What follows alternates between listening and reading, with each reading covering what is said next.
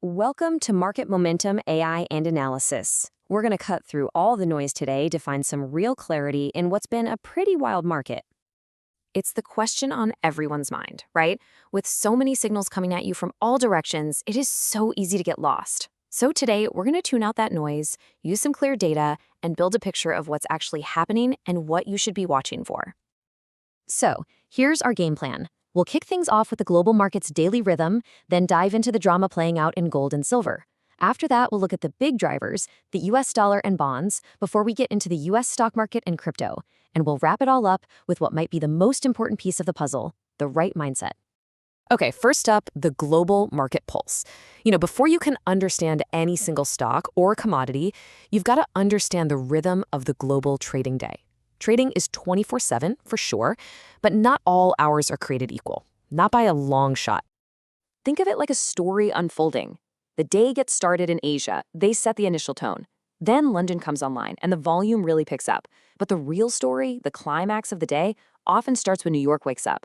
The sheer amount of money and data moving during the US session means it has the power to just pour gasoline on a trend or stop it dead in its tracks and reverse it. The US session often gets the final say. And you know where we're seeing this play out perfectly right now? Precious metals. It's like watching a fascinating tug of war between what happens in the early sessions versus the massive influence of the US market. So if we look at gold, the big picture is still looking pretty solid. Yeah, you get these daily ups and downs and a lot of noise, but it's been consistently trading inside this upward channel. The broader trend is still very much your friend here, rewarding the folks who can hold on. And this quote just hits the nail on the head. It's all about psychological discipline right now. It's about patience. Seeing a drop during Asian or London hours isn't the whole story. The real test, the moment of truth, comes when the US markets open. That's when the narrative can completely flip. And if gold requires patience, well, silver demands nerves of steel. They call it the devil's metal for a reason, Its volatility can be absolutely insane, which we saw play out in a really dramatic way just recently. Just imagine waking up to this. Before the US markets even ring the opening bell, silver had already tanked nearly 6%. You had sellers in Asia and Europe just racing for the exits, creating this wave of panic. It really looked like it was all over for the rally. But then, the New York session began, and US buyers, they stepped right in. They didn't see a crisis. They saw a discount. They started buying, and they completely erased those earlier losses. It was a perfect, real-time example of why you wait for the US Open.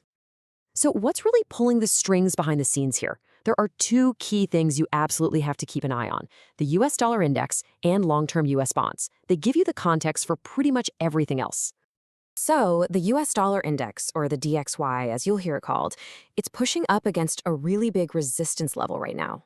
Now, usually a stronger dollar is bad news for things like gold. But, and this is a big but, when there's a lot of geopolitical tension in the world, you can see both the dollar and gold go up together as everyone rushes for safety. Then you've got TLT. This is an ETF that tracks long-term US bonds. The best way to think of this is not really as a growth investment, it's more like portfolio insurance. When fear is running high and stocks are selling off, you'll often see money pour into the safety of long-term bonds, and that pushes TLT up. It's basically a fear gauge for the market. Okay, so let's bring this all together and talk about the main event, the US stock market. Indexes like the S&P 500, the Nasdaq, the Dow, they're all facing their own challenges, but having a clear, data-driven strategy is everything when you're trying to navigate this. For the S&P 500, there is one number you really need to have on your radar: 6,665.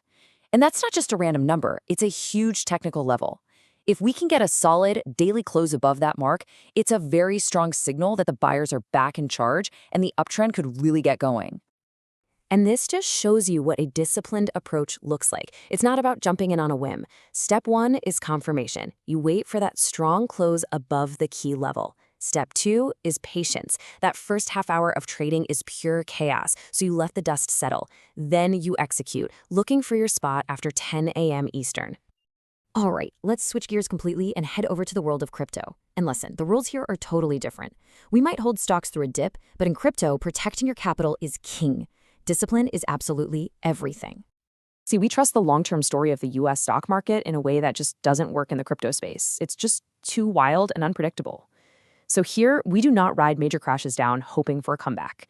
We decide our risk up front and we use hard stop losses to get us out if a trade turns sour. For Bitcoin, that line in the sand is 113,000.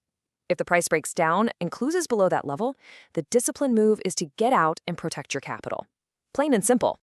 For Ethereum, you're looking at 4,038. Same idea. A break and close below that number, and the exit plan kicks in. And wrapping it up with XRP, the key level there is 2.49. There's no emotion involved. It's just predefined rules. This kind of strict risk management is just non-negotiable if you're going to play in the crypto arena. And that brings us to our final and, honestly, most important point. Because beyond all the charts, all the data, all the numbers, success in any market really just comes down to a very simple, very powerful philosophy. It really doesn't get any clearer than that, does it? Warren Buffett's famous rules aren't about chasing some massive, spectacular gain. They're about one thing: the relentless, disciplined, day in and day out preservation of your capital.